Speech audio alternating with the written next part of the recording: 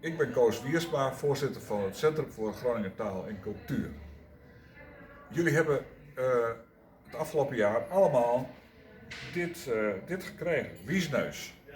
Dat gaat over Groninger Tol. En jullie hebben het misschien samen gelezen met jullie onderwijzers.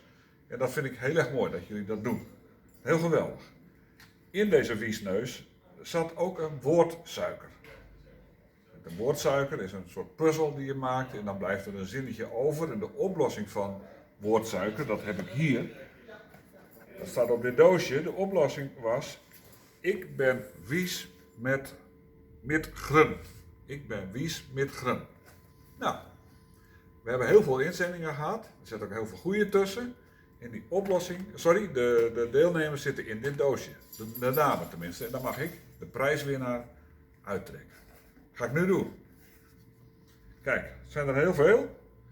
Heel veel goede oplossingen. Ik ga er eentje uittrekken. Ik ga nu even kijken wie dat is. Dat is Tim Greven uit Oude Pekela. Beste Tim, van harte gefeliciteerd met je prijs. En dat is niet niks. Jij krijgt een mooie prijs, een tablet. Gefeliciteerd. En die prijs die komen wij bij jou brengen. Nogmaals van harte.